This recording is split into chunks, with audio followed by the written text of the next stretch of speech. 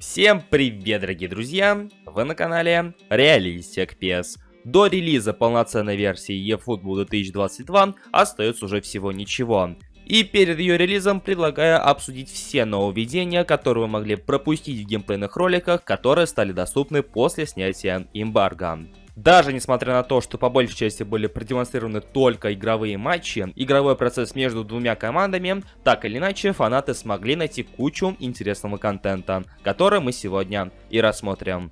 Поэтому рекомендую устраиваться поудобнее, ну и поддержать этот ролик своим лайком, если вы еще этого не сделали. В комментариях я буду ждать ваше мнение по поводу всего увиденного и услышанного. Ну а если вы на этом канале впервые, то конечно же подписывайтесь и прожимайте колокольчик для уведомлений.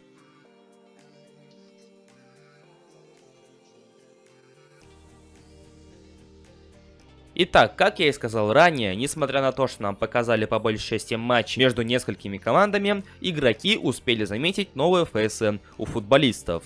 В частности, игровой фейс обновили Криштиану Роналду, Бруно Фернандешу, Лерою Сане, Эланге, Гави, Делихту, Абамиянгу и другим. Возможно, вы уже успели увидеть обновленную графику презентации составов, и, кстати, о ней мы говорили в одном из последних роликов, однако, возможно, вы не видели ее концовку, когда представляют составы обеих команд, и это уже выглядит на самом деле плохо. Если само представление футболистов по отдельности выглядит круто, то это как-то, ну не знаю, убого, и в целом чувствуется все невежество японского геймдева. Также были исправлены анимации вратарей при исполнении пенальти. Они, конечно, двигаются все так же нелепо и коряво, однако уже прыгают не так, как раньше. То есть раньше они могли с центра допрыгнуть чуть ли не до штанги, сейчас же вратари прыгают чуть более умеренно. Также нам представили обновленный корпус, который также работает на L2. И в игре говорится, что, использовав корпус, вы сможете накрыть мяч своим корпусом от постороннего футболиста и не позволить ему перехватить мяч. Точно так же, как и он сможет накрыть мяч корпусом, чтобы вы не перехватили мяч у него. И в целом можно утверждать, что игра корпусом в предстоящем обновлении более чем изменилась. Также, судя по всему, возвращается командный прессинг, и теперь он работает на кнопку R1. Удерживая R1, вы можете позвать своего партнера по команде, который будет помогать вам прессинговать игрока с мячом. И это не может не радовать. Также, если вы внимательно ознакомились с геймплейными кадрами обновленной версии eFootball, то вы наверняка заметили, что в некоторых моментах, когда игроки наносят удары по воротам, полоска удара светится синим цветом. И на самом деле это была демонстрация нового удара, так сказать, ошеломляющего удара, как это у нас перевели. Суть в том, что зажав R2 и нажав на кнопку удара, удар наносится намного сильнее, чем обычно. Однако, для этого футболистам нужно чуть больше времени, чтобы обработать мяч и в конце концов нанести по нему удар. А поэтому при любом удобном случае наносить ошеломляющий удар у вас не получится. Игроки со скиллами дриблинг-шот и райзинг-шот при таких ударах могут бить с особенной траекторией. Как это выглядит, я не успел заметить, но факт есть факт.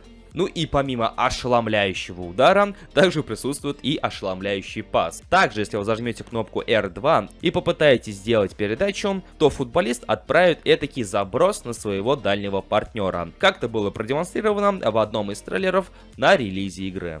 И естественно, что в таком случае игрокам также понадобится чуть больше времени, чтобы подстроиться под эту передачу и чтобы эту самую передачу сделать. Поэтому при каждом удобном случае пользоваться подобными передачами не получится. Ну и в конце ознакомимся с кадрами, которые уже не попали в официальную часть геймплея от различных игровых изданий. А в частности скриншоты трансферного рынка в eFootball 2022. И как вы можете заметить, Левандовский с рейтингом 88 оценивается в целый миллион ГПшек, в то время как Нойер с рейтингом 86 уже оценивается почти в 500 тысяч ГП. И также мельком засветились парочка скриншотов обновленного режима Dream Team. В частности, его присутствие в главном меню игры и скриншот с составом из этого режима. Напоминает настройку команды из MyClub и выглядит еще более убого, чем это было представлено ранее. То есть этакий минимализм во всем его проявлении. Качество, конечно, не очень, но в принципе из этого уже можно сделать вывод, что выглядит как-то слабовато. Ну а как считаете вы? Отпишите в комментариях.